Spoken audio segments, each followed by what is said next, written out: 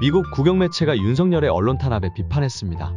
해외에서도 이런 보도가 나오는 것을 보면 윤석열 대통령으로 인해 대한민국 국격이 얼마나 하락한 건지 참 개탄스러울 따름입니다. 해당 내용 알아보기 전 구독과 좋아요 부탁드립니다.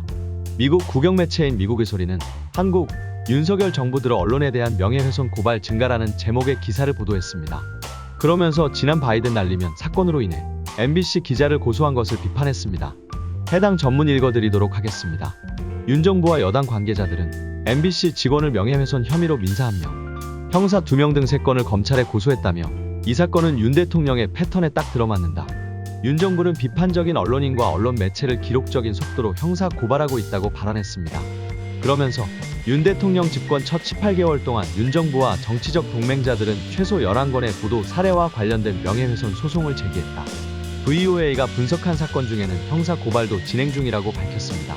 실제로 이명박 정부 이후 언론에 대한 명예훼손 소송은 윤석열이 1년 반이라는 짧은 임기에도 11번의 소송으로 대통령 중 제일 많은 소송 횟수를 가져갔습니다. 이러한 모습을 보면 윤석열은 언론 탄압에 매우 진심임을 알 수 있었습니다. 마치며 미국 국영 매체는 많은 이들이 검찰의 압수수색이 부적절하다고 보고 있으며 특히 검찰이 이후 같은 내용을 보도한 다른 언론사들을 압수수색했다는 점에서 더욱 그러하다며 비판적인 시선을 보였습니다. 해외에서 대한민국이 어떤 모습으로 비춰질까 생각하니 정말 부끄러워 숨을 못 쉴 지경입니다. 그럼에도 불구하고 방통위원장 후보자에 김홍일이 지명됐습니다. 김홍일은 윤석열 대통령의 검찰 선배로 유명하기에 이러한 현 상황을 본 국민들은 또 분노할 수밖에 없었는데요. 이에 장경태 최고위원이 일갈하셨는데 속 시원한 일침 함께 시청하시죠.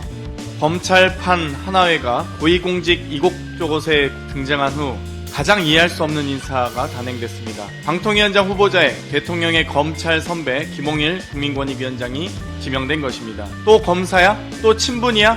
소리가 저절로 나오는 인사 돌려막기에 국민은 절망을 느낍니다.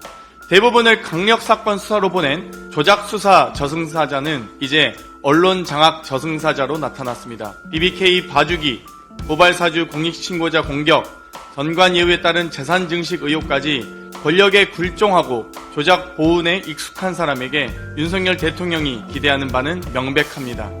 조폭 때려잡듯 언론 때려잡아라 일 것입니다. 총칼은 적을 향하는 것이지 시민을 향해선 안 됩니다. 민주당은 검찰판 하나회의 언론 쿠데타 시도를 반드시 막겠습니다.